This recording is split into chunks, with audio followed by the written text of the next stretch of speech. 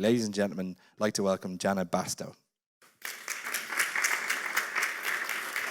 Thank you so much. It is wonderful to be here. Thanks for the intro, and glad to be here in Dublin. Right, so we're going to be talking about lean road mapping today. I've already had a great intro here, but to give you some background, I'm a product person at heart. You might know me as one of the founders of ProdPad, which is the tool for teams who build products. It allows you to do road mapping and OKRs and experimentation and group it all together so you actually build the right stuff. I'm also one of the founders of Mind the Product, which is the world's largest community of product people. So I love chatting to product managers. The slides for today are here. If you want to grab a picture of this, I'll have another shot of it at the end, so you don't have to take notes. There are a lot of slides, so I don't blame you for not getting a shot of everything as we go. Now, I used to have bad road mapping habits. I think a lot of us did. This is actually one of my old roadmaps. But the thing is, you wouldn't blame me for having that roadmap back then because, frankly, everyone else is doing it. If you do a Google search and look in the Images tab when you search for Google, product roadmaps, this is what you get. It's mostly a whole bunch of colorful timelines, Gantt charts masquerading as roadmaps. So you wouldn't blame a young product manager for making their roadmap look kind of the same as that. And ultimately, it's the product manager who makes the roadmap. That's their output. That's the one thing that they're known for doing, right? But at the end of the day, it's not the product manager who decides what goes on the roadmap at the end of the day. It's often the influence of their execs and the investors and salespeople and other people coming in from around them and above them telling what needs to go on the roadmap. And the product manager is just sort of given the directive as to what they need to put on that roadmap and therefore go deliver. No wonder it can be a really tough job. So I wouldn't blame any of you if you've become a little bit disenchanted with roadmaps, if you've fallen out of love with roadmaps these days.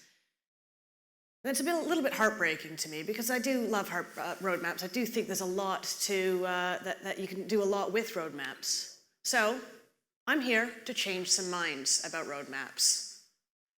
I want to tell you about lean road mapping and OKRs and about how they can work together. And at the end of this, when you get back to work tomorrow or next week, you're going to be able to give your teams direction, clear product direction using your product roadmap. Now, one of the things I love about roadmaps, I've seen a lot of roadmaps in my life. Now, one of the things I love about it is that they're essentially like a diagnostic tool. Show me your roadmap and I can tell you what's wrong with your company. It's essentially a symptom of underlying issues in your company. So here's some examples. Let's say you've got a roadmap which is a whole bunch of features and solutions written out. Well, this tells me that you probably don't have a lot of autonomy around how you actually go and solve problems. You're just being given a whole bunch of things to go do. Or perhaps you've got a roadmap that is missing in action. Oftentimes you just see teams who don't have a vision, don't have a strategy, don't have a roadmap really laid out in front of them. This tells me that you're probably lacking alignment as a team. Or what about the roadmap that is just dictated from above? It's just given to you by the execs or the investors or by somebody else in the team, and you're just told to go deliver it. You're not allowed to question it. You're not allowed to make changes to it. Well, this is often a clear indication that you're lacking psychological safety within the team. So why are roadmaps letting us down? Well, this is the biggest offender, the old timeline roadmap. But what is wrong with this format? Right? It looks good. Your bosses certainly love when you can give them this level of certainty. They give you a little pat on the head and say, great, go deliver. But what's wrong with it? Well, here's what happens. If you break it down into its parts, it's sort of like a math chart with X on the with time on the x-axis, creating this timeline, and then things to do on the y-axis. And it seems intuitive and easy to use, especially in the short term, but the further out you plan, the more you put on there, the harder it becomes to manage. And what you essentially end up with are a whole bunch of due dates and durations and deliverables that are just laid out in the roadmap, marching forwards. It's a whole bunch of assumptions that you're making. And assumptions are dangerous. I mean, the first assumption that you're making is that you know how long each of these pieces of work is going to take. And that's a pretty big assumption. You're also assuming that you know that each of these, that nothing's going to come in and disrupt this timeline. No changes from the market, no pandemics. I don't know, nothing's going to come in and change things. You're also assuming that each of these features is going to work as soon as you've launched it. So let's say you laid out 3 weeks to go solve that particular problem. Then at the end of 3 weeks, it should be working exactly as expected, and you can go move on to the next thing, right? Never works that way. And you're also assuming that each of these features actually deserves to exist, that it forms part of the strategy and therefore should be codified. So what could possibly go wrong? Well, you end up with these made-up release dates that are sending your developers on these marches to get things out on time. It's often giving these expectations to your sales and your customers that you can't meet, all while distracting you from the opportunities that are out there that you could be iterating to, pivoting to, if they are out there, oftentimes leading you to downright build the wrong thing, sometimes full of tech debt, and it leads to you being sad product managers. And it can lead to a vicious cycle, right? So what happens is that people don't want to get the dates wrong on the roadmap, so they add a little bit of buffer, right? So the developer thinks, ooh, well, it takes 3 days, but I'll say a week. And you say, ooh, well, they said a week, but I'll just make it 2, just to be safe. Great. But what then happens is the execs see that this roadmap is taking a long time, so they go, ooh, well, we better lock this down and make sure people give us really precise information, right? We don't want this to run out of control. So they give you less control over the roadmap because they're thinking, why is everything taking so long? And then basically no time is ever given to rework or going back on things and fixing things. No time is ever given to you to work in a lean way. And it leads to blame culture. It leads to people basically wanting to give more buffer on the roadmap in case they get it wrong the next time. So this is how you end up with teams who fundamentally are larger than a lot of the teams that you work on, but they work really, really, really slowly. Vicious cycle. And of course, I talk to each of you as individuals, and you're like, yeah, I get it. Deadline-driven work is a terrible idea. It's not making us do better work. But then you take it home to your organizations, and it doesn't land. The bigger the organization is, the less this is likely to resonate when you actually go to talk to your bosses. So what's going on in those companies? Well, I sort of map out companies on this scale, right? You've got the hyper lean on one side, right? They just formed last Tuesday, they pivoted by Wednesday. And then you've got the super risk-averse, slow companies, right? Your banks, your healthcare companies, your governments. They can't move even if they legally had to. Most companies are somewhere on here. You could probably map how slow and risk-averse you were, how nimble and lean you were. What is actually happening in these companies, particularly those more risk-averse companies? Well, public companies in particular, they have this fiduciary duty to increase shareholder value. Right? So what's important to them? Is it delighting the users? No, not so much. It's all about just keep it growing, but in a really, really predictable way. Right? Just keep the stock numbers going up and to the right. Predictability is what matters, because investors, the hedge funds, the whoever else out there, they don't like surprises. Surprises are bad. So predictability is what wins. And how do you get predictability? Well, let's break it down into small manageable chunks, and then we can predict how each one is going to do, and then we can add that up and see how our business is going to do. Cool. Sounds right, except small manageable chunks equals silos. Silos, we know those aren't good for us, right?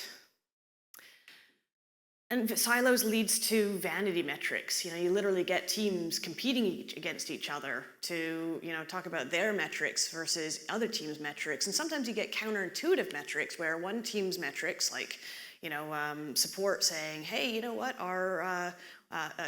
one team's able to say, oh, yeah, we're doing things a lot faster, but the other team's saying, yeah, but everyone's really unhappy. So let's break down what's going on in these silos. These silos are measured differently. You break them down and you sort of say, well, some of these are profit centers, And some of these are cost centers. Profit centers are the ones where if you add more to it, they generate more profit for the business. Sales and marketing are some of the classic ones. Cost centers would be things like operations and HR, right? You don't add to it, they just have to exist. They help the business run. These two sides of the business are treated differently. Where do you think R&D and innovation and product and tech sits? We're seen as a cost center, right? And the job of the people who run the cost centers is to just get efficiency out of it, is to just get as much out of it for bang for their buck, right? This leads them to break it down into small manageable chunks, which essentially leads you to these vanity metrics per division. It leads you to this world of having burn down charts and velocity and story points and things like this. This is where this stuff comes from. They're trying to get a control on the costs to say, if we have this much cost in this R&D space, we're going to get this many features. But everyone knows that a whole bunch of features does not make a delightful product. They become more output focused rather than outcome focused, when we should, of course, be focusing on the outcomes. And fundamentally, it's a trap. Right? I mean, they're growing, they're going up and to the right. You're like, well, these companies are doing great. What's wrong with these companies, right? I mean, I want to be growing and going up and to the right. Sure, we have to be measured in weird ways that we don't like. It's uncomfortable, but yeah, growing up and to the right. Everyone's winning. But fundamentally, there's a peak to that going up and to the right, and every company will reach that peak, right? You think about the product life cycle. Well, every company has this peak, and a lot of these companies are basically at this peak. I mean, take a look at what these large corporations are doing. I mean, they're growing, but like basically sub 1% per year sometimes. And like their investors are happy with that because it's still growing, that, sub 1%, but just enough. Everyone knows what they're going to do, so it's all cool. But what's really happening is that they're reaching a local maximum. They're not stepping outside that bound to say, hey, well, here's where the market is going in the next generation.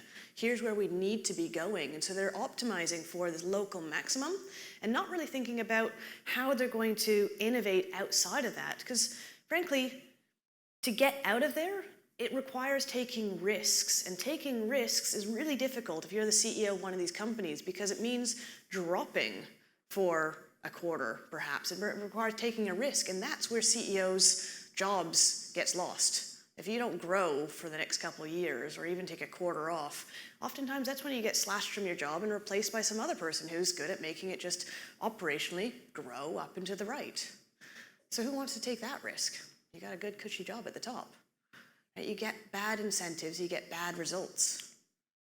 I mean, but look at the companies who are storming the charts. Right? The ones who are actually winning and taking over are the ones who actually have ways of stretching their bounds. They've built in ways of experimenting and reaching outside of those bounds and finding ways to innovate. I mean, take a look at the S&P index here, where you see the likes of Netflix, Amazon, and Google outperforming even the best of the best. Now, these charts are slightly old. Everything's crashed since then, but you get the gist. I did a talk here in Dublin to a big bank some years ago, and it was some years after the big financial crash, and this bank had just barely survived the downturn, 2008, by the skin of their teeth. They'd been bailed out like every other bank, and I did a similar talk talking about how companies struggle in this way. And is it chatting to one of these chaps who worked for this bank in their innovation area, who over beers afterwards said, you know what, you're absolutely right. Think about it this way. Every company that ever will or has existed will one day go bust. We're talking about the fact that this company had been around for, I don't know, it was like 100 years or something like this, right? His grandfather could have worked at this bank. But then we're talking about it going, could your grandchild work at this bank? Like, what are we doing to help preserve the companies that we've built? What you're actually looking at here are companies coming in, nipping at their heels, and eating away at these big giants who are sitting there, sitting on their laurels. Yeah, they've been around for 100 years, but they're not going to be there for another 100 years. It's hard to imagine your children working at some of these big, slow, risk-averse companies, let alone your grandchildren or your grandchildren's grandchildren. So, is there a better way? Yeah, of course there is. That's why I'm here. Let's talk about lean road mapping and how this is being used in even large organizations, governments, companies who want to innovate. So lean is all about build, measure, learn. But the important part, I think, is about the learning what you're actually doing so you can apply that and iterate on it. And I see the roadmap as being a tool to help you learn and iterate, but at the strategy level. We do a lot of learning at the product level, at the feature level, but not at the strategy level, and this is where your roadmap comes into play. To put more succinctly, your roadmap is a prototype for your strategy. So to talk about this analogy a little bit more, when we come up with a new feature idea, you don't just take that idea and run straight to the developers and have them go build it. You probably sketch it out on a piece of paper, on maybe make something in Figma, make something out of a napkin, whatever it is. You just sort of articulate your ideas and then say, hey, what do you think? And you show it to a colleague or a customer or somebody, and they go, oh, I'm not sure I quite get it. Maybe if you added a button here or a bit of copy there. And you're like, oh yeah, cool. So you improve it. You throw out that first prototype and you make a new one and you iterate upon what you actually had. And the value isn't in the prototype. That gets thrown out. The value is in the prototyping process. The fact that you are showing it to people, laying out your assumptions, showing it to people and getting their feedback on it means that each time you iterate on that prototype, you're closer and closer to solving the problem that you laid out in the beginning. Well, road mapping can be similar. Honestly, your first roadmap should be simple. I see some really complex roadmaps out there. They don't have to be that way. Honestly, if your first roadmap was made out of crayon that just said, I think we have problem A, problem B, problem C, show it to a colleague, what do you think? And they would go, oh, I thought it was problem 3, 2, 1, or what about problem D? Or, no, I'm mixing them. But it's all about getting your assumptions about what the big problems are out in front of other people and having those conversations. And we're talking about the big chunky problems here. The earlier you have these conversations, the more likely you are to catch this stuff, and there's nothing more lean than that. Another way you might do this is like in a simple Miro board or something like that, right? Just lay it out really, really simple, don't overcomplicate it.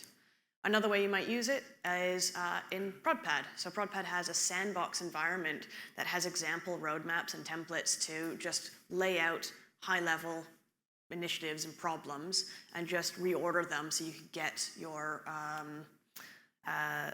colleagues' ideas on it. If you've got a big, messy roadmap, maybe you've adopted a roadmap. A lot of us have. You join a company and they've got this roadmap that's already full of somebody else's assumptions. Honestly, try this. Roadmap bankruptcy. Like, just throw it out. And then start anew with what you've heard from talking to other people in the team and say, here's what I understand the problems to be. A, B, C, what do you think? And you iterate on that roadmap. And what you might find is that as you get back to that roadmap that you'd thrown out, put to the side, you might realize that you recreated it perfectly. And actually, those assumptions were perfect, and you've just validated those assumptions. Chances are you will learn new things in this process and realize that there are things on that roadmap that don't actually need to be on the new roadmap at all. Maybe you can take some stuff off.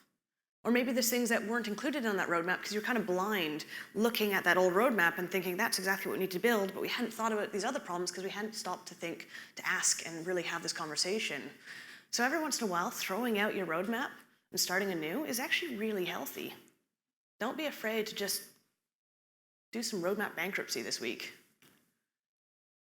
It's important to remember that product is uncharted territory. Each one of you is building a unique product that no one else has built before. It's like you've landed on a new shore. This new shore, you can see off into the distance, right? You can see what's in front of you now. You can see what's happening later on. You can see off to the far distance there, the hills. But the things that are in front of you are much more clear. These are the things that you need to tackle right away. Like, let's say you land on this new shore and there's a bear in front of you. Like, okay, cool, there's a mountain over there that you might need to climb, but deal with the bear first. Right? Break that down into, well, how are we going to do that? Are we going to fight it, or are we going to flee? What are we going to do? You can see off into the far distance. Maybe there's a gold-top mountain you want to head to. Maybe there's things you need to do as you get there, like get ice climbing gear or warmer clothing or something like that. But that's too fine-grained. Like, you'll deal with that as you get closer. So just point out to your team, like, that hill, that's where we're going. But also, while we're here, can we just deal with the bear first? And along the way, you can see into the middle distance as well. You can see other problems and opportunities, things you might want to take advantage of or avoid. So you can see other things out there. And your job as a product manager is to chart the best path using the tools that you have around you and using the resources that you have and using the eyes of everybody on your team. So the best path may differ depending on how equipped your team is and how risky you are and what sort of steps you want to take. But your job is to say, well, we're here now and we want to get over there. Well, here's the path that we could take. What if we went this way? And somebody said, well, that means we missed the city over there. Well, what if we went that way? Well, that means we avoid that. Okay, cool. Well, let's talk over the options. The best teams are the ones who regularly regroup and talk about what they can see in the distance and figure out the best path forward together.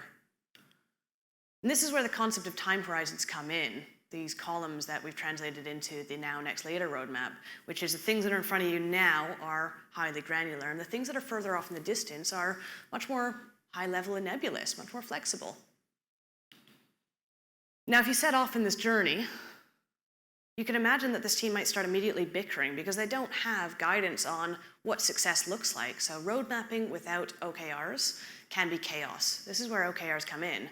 Now, for those of you who don't know, OKRs stands for objectives and key results. Now, why do so many people give up on OKRs? Who here has tried OKRs? All right, now keep your hands up if you've given up on them in the past. Yeah, a good number of us, right? Like they can be kind of restrictive sometimes. They sometimes feel a little bit like they don't fit with what we're trying to do. So it stands for objectives and key results. The idea is that you've got these high-level objectives and then these more granular key results, the measurable, specific key results that you're measuring for each of them. The beauty of OKRs is that it gives the top-level part of the business, top-level management, the idea to say, well, here's what's really important to us. This is our top-level objective. And then it cascades down so that everyone can see how everything adds up to that top-level objective. Everyone's pointing in the same direction. But what I love about it is that each person on the team then is able to see how they can contribute to those objectives. They're saying, if that's the objective, well, here's what we can do in the product team, and here's what we can do in the development team, here's what we can do in the marketing team.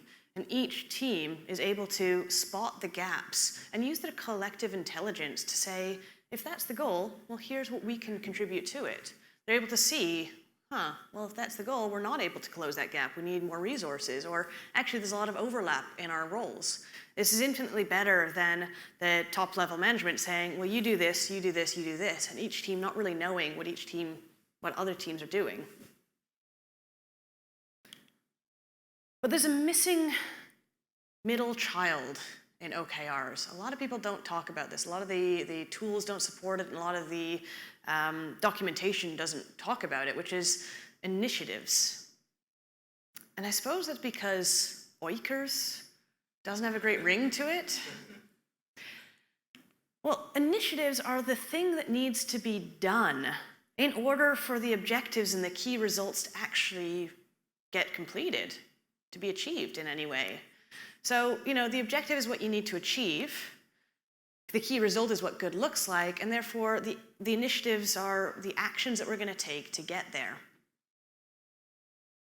So I'll show you an example. So let's say you've got an objective of you want to improve your overall health to avoid illness or injury.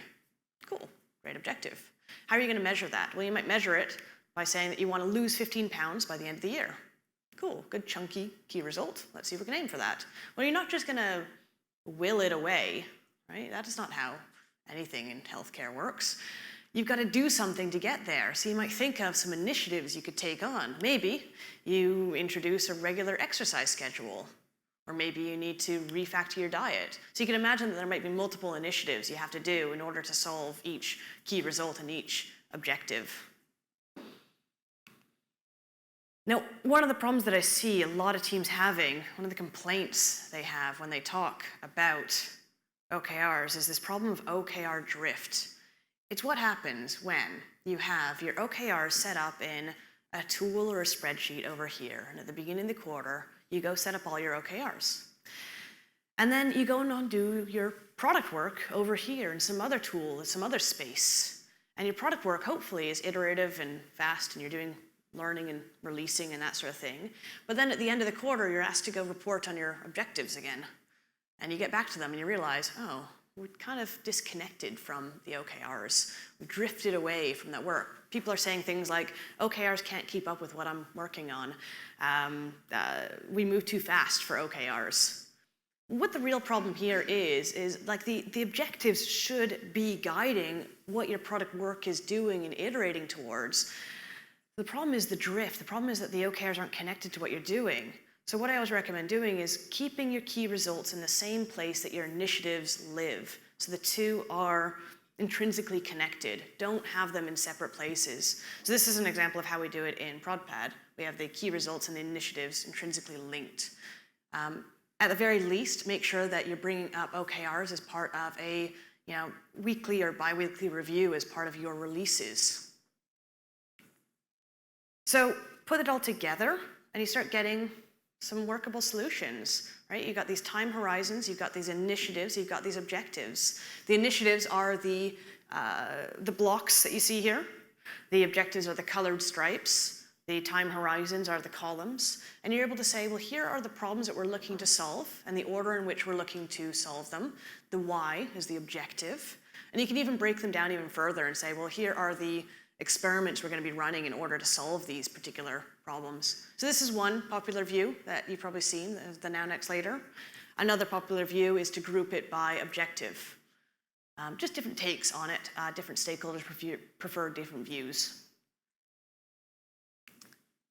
But the focus is to take the focus off of delivery dates and just building features by particular dates and focus on solving problems. Now, I get people asking the question of, what if you're budgeting for 2023? What if you're looking ahead and somebody's saying, hey, we just need to lock this down? Well, OKRs can actually help you here. I love OKRs for this because what you can effectively do is say to the company, use the OKRs to tell us how we're going to budget. So let's say our team costs €1 million for the year.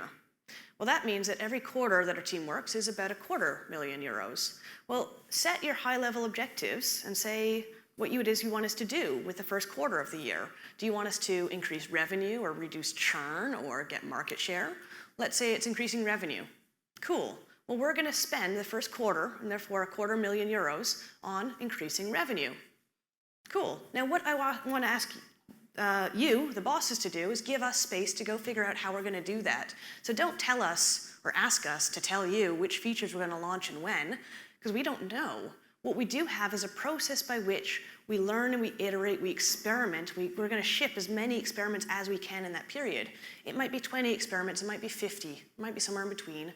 But by doing that many experiments, all focused on increasing revenue, almost certainly by the end of that quarter, we will have increased revenue.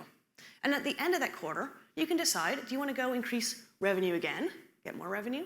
Or do you want to reduce churn? What do you want to do with the next $250,000, pounds, euros, whatever you've got? So the OKR process can actually be used to provide that comfort blanket that the budgeting folks in your team like to have, that certainty, that measurability that they're looking for. And it's no different than what the sales team is doing, right? The sales team does not say, give me the salespeople, and we're going to close this deal by this particular date, right? No one gives them that level of certainty. They say, we have a process by which we do experiments. And by experiments, we mean we pick up the phone and we call people or we email people. And we're going to run maybe 100 experiments or 1,000 experiments using our team and this process we have, the sales process. We don't know who's going to buy by the end of the quarter, but we know by running this process, someone's going to buy because they do every quarter. So they show their past results to gain trust in their future results, and that's how they get the leeway to just be able to do a whole bunch of calls, many of which are going to fail. These calls are experiments, and we're just asking for the same freedom as the profit centers or sales teams, for example. Marketing has the same leeway. You ever heard the old adage, half your ad dollars are wasted, you just don't know which half? It's experimentation. We want to be able to do the same thing in the product world. Now, what if you have to give delivery dates, right? We don't live in la-la land. Sometimes there are things we have to build to. Like, for example, when GDPR landed, everyone had a date on the roadmap saying this has to be out, otherwise we're all going to get fined and get in a lot of trouble if we don't do this. Or what if there's like a market opportunity, like you're in e-commerce, you've got to build for the Christmas rush or for the academic school year or something like that. If they are strategically important or externally driven, and they need to be noted, then you can note them on the roadmap. Don't penalize yourself by giving everything a date, though. The problem with this format is that it assumes that because there's this timeline always marching forward, every item on here has a due date, as opposed to just the items that actually do have an externally driven or strategically important date. If something has a due date, just say so. Communicate it on the roadmap, and then you have the flexibility built in where you actually can take advantage of it throughout the rest of your roadmap. So some bad reasons for having dates on the roadmap is if your bosses just expect it. They just want to have it because they always had it, right? You've got to take them away from this habit of just requiring due dates because it's hurting your ability to build good products. Or sometimes people have dates on the roadmap just because the format of the roadmap expects it, right? The format of the roadmap just says, well, here's where dates go, put dates. And sometimes people have dates on the roadmap because they assume that it's going to speed them up. By putting a delivery date, you're going to hit that delivery date. No, the only thing that you're getting there, if they are hitting those delivery dates, is you're likely cutting out either scope, so you're getting less done, or more likely, it's the hidden one, you're losing quality. This is where tech debt comes from, is speeding through releases and not going back and actually building in time for building them right. So if you have to have dates on your roadmap, ask yourself, like, what's driving it? Was this strategically important? Is this market-driven? Is this a law? What is this? What are we willing to sacrifice for this? Are we willing to spend the time in the project management world planning it out and making sure we do this? Chances are you don't need to do this for everything on your roadmap, otherwise you'll just grind to a halt like those big, slow, risk-averse companies that we're talking about. Now, I know many of you are like, yeah, this is great, I get this. But how am I supposed to tell the rest of my team? This wouldn't be a product management conference if there wasn't a big it depends. It depends on who you're talking to. Are you talking about your boss, your investor, your salesperson, your marketing team, your customer? They've all got different reasons as to why they might want to see dates on your roadmap. They might want to see a timeline roadmap. There are ways to battle each of these objections, and each one is slightly different. Like, for example, your boss. Most often, I see this one. The roadmap is the timeline roadmap is a comfort blanket for them. They like the certainty that it gives them that you're doing your job, and therefore they must be doing their job. Cool. It makes them feel like you're going to get stuff done, but you need to point out to them that you're not getting things done faster. That it's adding more buffer, it's adding more delays, you're probably building less quality stuff, and that you'd actually get more done if they gave you room to work in a lean way, like other high-performing companies out there. So ask for more space, point out the risks that they're taking by having you work in this old-school way. Or what about your investors? Investors often want to know that what you're building with the money that they've given you, right? They want to know that their investment is sound. Fair enough, but that doesn't mean giving them a roadmap of all the things that you're going to build for them. I mean, if that were the case, why wouldn't they just go ask an agency to build the stuff for way less than they're funding you for if they just wanted the features? They're investing in you as a team, your team's ability to land on a new unknown shore and figure it out, right? Learn how to fight a bear if a bear turns up. Learn how to cross a bog if a bog turns up, right? Your job is to figure it out as you go and not just blindly build what you said was a good idea when you got funding last year. Your salespeople, I mean, they are incentivized to sell, right? They've literally got their bonuses, their pay is dependent on them selling things. And oftentimes they are incentivized to sell things that don't exist yet. And that is where this can really hurt teams.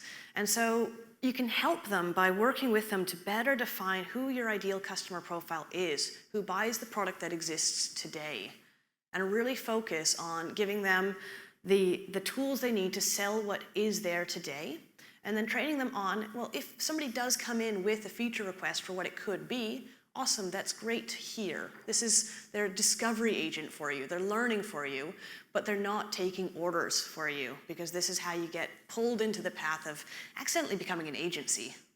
You don't want to end up down that trap.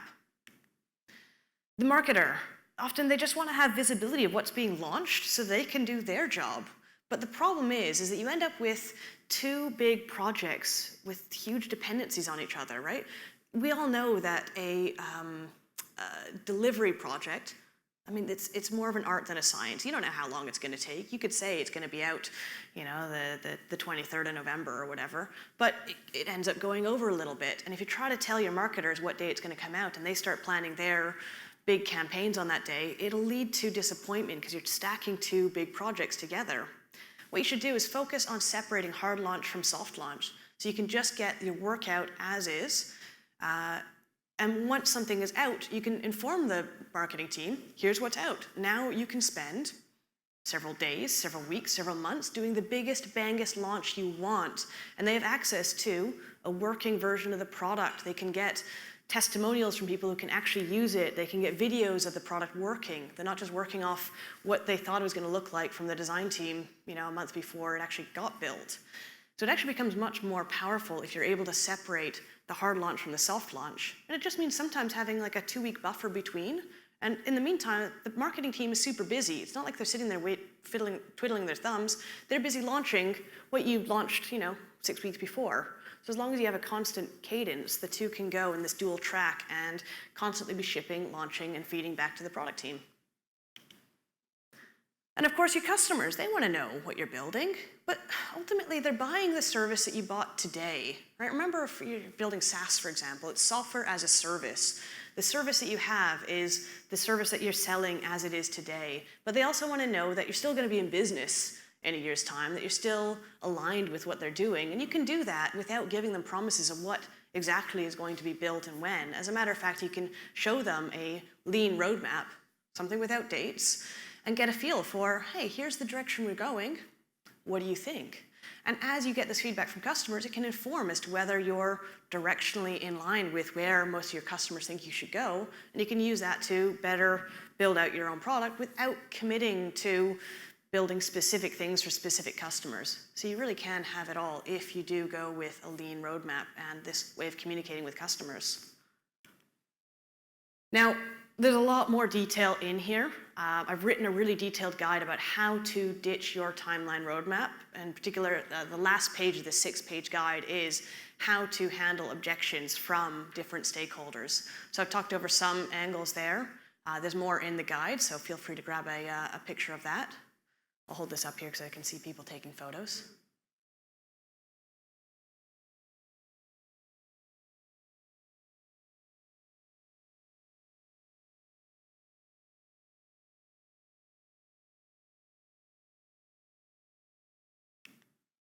And I know that having examples of roadmaps and OKRs and how they play together can be really useful. So this is the sandbox again. It's a version of ProdPad that's free to access. You don't need logins or credit cards or anything silly like that. You can just access it from that URL right now and start playing around and seeing roadmaps and everything, how it all plays together. Start editing it, sharing it with colleagues, just getting a feel about how yours might work before you jump in and start creating your own lean roadmap.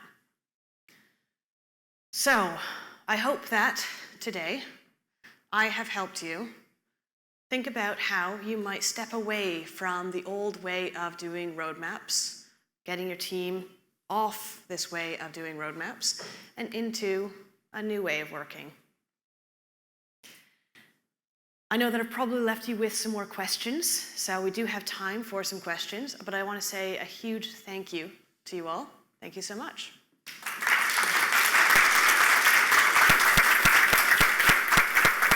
And if we do have questions, there are prizes for questions. That's fantastic, Janna. Thank you very much. So we have a few minutes for questions. We might start. We have one at the back of the room, so we just start. We start in the room. Yeah. Hi, Janna. That was a great presentation. Thank you. I have a really silly question. Coming from a place of complete ignorance. You mentioned when it comes to your marketing team, separating those two releases from a soft launch to a hard launch, and I think that's, yes, going to solve lots of my problems, thank you. But you also had a tidbit in there about having feature flags. Can you describe what feature flags are? Again, really silly question. Yeah, no, absolutely, it's a great question. So a feature flag is something you can build yourself, or you can use tools like Launch Darkly or other ones out there.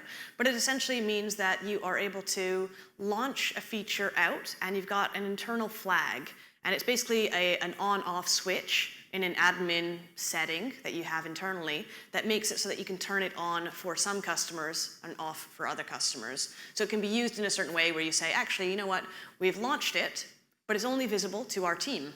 So we're going to use it internally for the first week, and then we're going to launch it to our favorite customers, our beta customers, for the next 2 weeks, and then we're going to launch it to a wider team if it gets past that. Or maybe you want to launch it to just this half of the room. Facebook is actually really famous for how they do feature flagging. They've got the world's largest user base, pretty much, right, I think. But they could literally launch a feature right now to like that table. It's really weird. They could hyper-focus their targeting and just launch things to like a town in Wisconsin and just see how they deal with it, or just a company. And they've done it before, sometimes for laughs, sometimes for experimentation. It is really powerful. They never launch something to everybody in the world. That would be absolutely nuts. They would just launch it out to small groups and then see how it does. And then once it beds in, they launch it out for more. So feature flags are something that you can roll your own. Like at ProdPad, we've built our own version, or you can get more robust versions that you can use to have lots of feature flags and manage lots of customers. Great question. Yeah, thank you. Thank you. I think we have a question over here. Yeah, thank you. So I have a question. When you say you're not using dates, are you not using dates internally as well? So how do you plan and estimate the work, and how do you know that engineering team will be able to ship like 20 experiments in a 1 quarter, or if they are not only shipping 2 or 3? Yeah, super question. So are you using dates internally? Yes. So one of the key things is that we're talking about not using arbitrary dates from outside and arbitrary external dates that, somebody like myself is the boss now saying, I want this done by here. What we are still doing is allowing, or basically getting the dev team to set milestones. The dev team is basically able to say, well, we think we can get this done by this release. Cool, but I'm not holding them to it. So if they say, actually, turns out we need it until, can't launch on Friday, we're going to launch next Friday. Cool, take the extra time to make sure that it fits and it works. So they still do the estimations, they still do the work to have an internal pacing. A lot of people think that if you don't have dates, the team's going to work more slowly. But there's still that internal fire to get things out the door because they've got a weekly release and they like getting things into that release, because the more things they get in the release, the more stuff that they get shout outs from the customers saying, hey, cool, you launched something new. The more chance they get to work on a new thing the next week. So the team is constantly pushing themselves to get stuff out. It's just that it's not being pushed at them and somebody saying, well, we told the customer this would be out by mid-November, so where is it? And that's the unhealthy relationship we're trying to get rid of. Great question, thank you. Yeah, I'm just here. So I work on a product team where we're trying to move away from dates and committing to dates. But at a kind of a company level, we're setting OKRs on a quarterly basis. So there's obviously some conflict between the OKRs, setting dates for them, and trying to move away from committing to dates from a product perspective. What are your thoughts on how you kind of align the two in terms of setting timelines for OKRs, but not from a product perspective. Right. I mean, what I love about OKRs is that you're basically setting a deadline on solving a problem, and it's a time box on how long you're going to focus on solving that particular problem or that problem area. So you're basically saying, well, we think that we could tackle this particular area, and it's not that you're going to say it's going to be solved at the end of this, it's how much you're going to solve it. So if you're saying we want to increase revenue, you set a goal of let's increase it by 10%. Cool. Now that might be a stretch. Maybe you can outperform it, maybe you can underperform it, but you're just setting a goal. And then you just spend that much time focusing on it. So at the end of that time box, you say, great, well, you know what, we got 7% up, which is better than what we would have done if we'd done nothing. So 7%, cool, are we happy with that? Or do we really, really want to hit 10%? In which case we could set the next quarter to focus on revenue, and we'll definitely hit it next quarter. Or maybe actually 7% is good enough and it's no longer the biggest problem. We now want to focus on churn. Can we get churn from here to here? So you're time boxing the problem area, but not necessarily saying what it is that you're actually going to do about it. It's that fundamental iron triangle of project management. You can have fixed time, scope, or cost. You can't have fixed all three because it squeezes out quality if you do that. And this is the fundamental problem.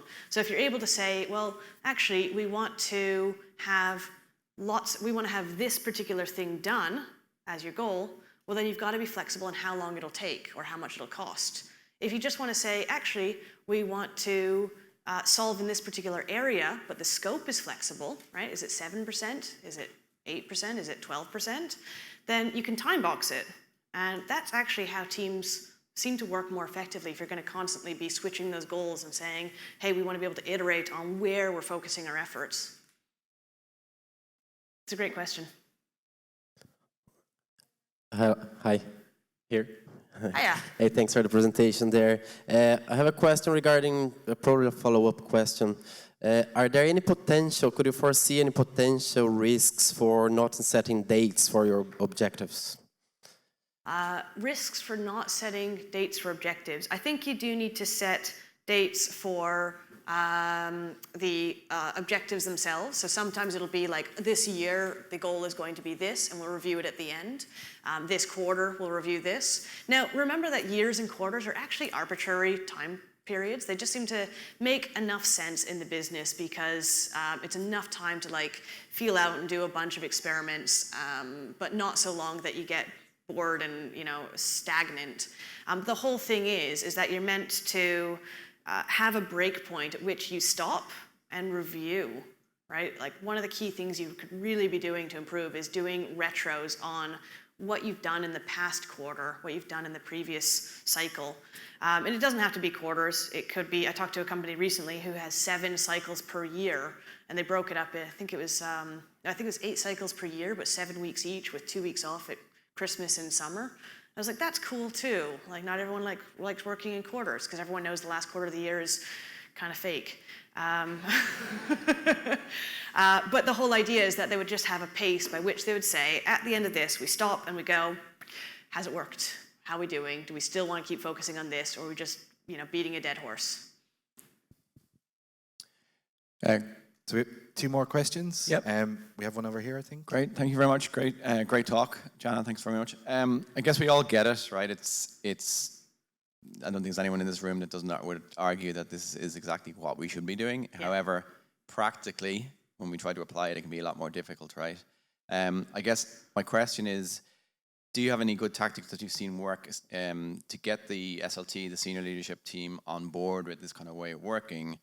Especially maybe in startups and scale-ups where speed is their #1 advantage. Plus your founders might be extremely involved, extremely opinionated about exactly what, they know what they need to do. Don't tell us, we don't need product teams figuring it out because we already know, we've got a lot of stuff to do. And they want to see lists of features because they want to see how we're going to excite the market, how we're going to excite our customers. How do we tactically get them to understand the value of shifting a little bit away from that and giving the teams the opportunity to do this? Yeah, absolutely. I mean, fundamentally, your goals and their goals are aligned with this. What you're saying here isn't going to take away their ability to build the great product that they're hoping to. You're actually possibly saving them from building the entirely wrong product by speaking up and helping them with this now.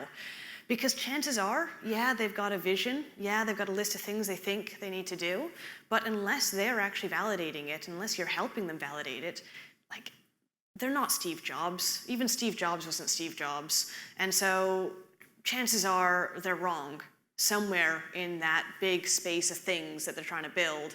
So it would be wrong to just let them spend all their resources and all your time building something that chances are is wrong, right? So, if their goal is speed, if this is what they're talking about, then use that language with them and talk about how this will actually get you there faster.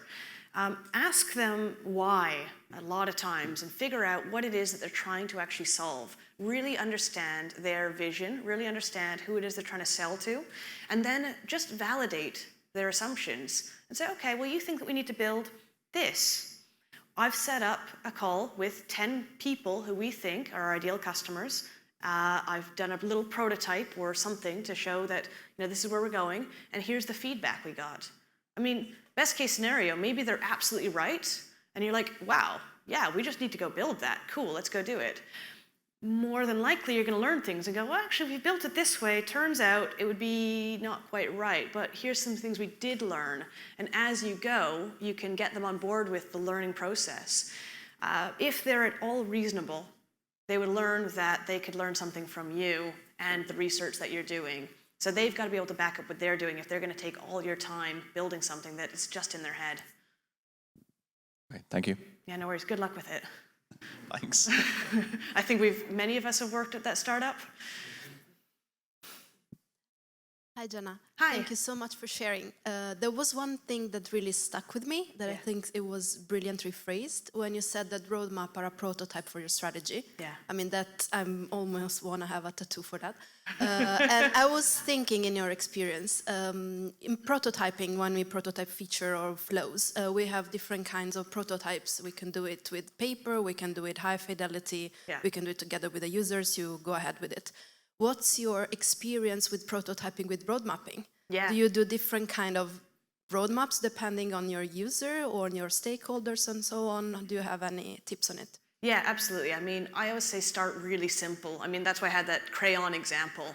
Honestly, like throw out your roadmap tomorrow and then just start by a couple post-it notes with Sharpie scribbles or crayon on a wall, whatever it is, where you're just not thinking about the high fidelity of the roadmap. As simple as you can, just say, here are the top 3 problems I think we have, and then share it with somebody, right? Like the back a napkin type of prototype. Start really simple, and then build up on top of that as you get more and more high fidelity, as you get more information on it. Like eventually you'll be having enough conversations with people like, well, if we're doing this problem, then this problem, then this problem, but we've broken this problem down enough, so we've got some experiments next to it. We've actually even thought about which order the experiments should be. So you start thinking about a more high-def, high-fidelity version of that prototype, at which point tools like ProdPad come in and help with that, because a napkin doesn't hold that information. Thank you. Yeah, no worries. Thank you. That's great. So we're just out of time for questions. I know there was 1 or 2 more in the room. Janna will be downstairs, so you can find Janna at the ProdPad booth, just at the bottom of the stairs. And James is there as well, who gave a great talk yesterday. So if you have any follow-up questions, please find them downstairs during the breaks at the ProdPad booth. Cool. Thank you very much. And so for the folks who asked questions, I do have a few of these notebooks and some stickers. So if you'd like to come collect them, come say hi. I'd love to chat further and give you your prizes. But thank you all for your attention today.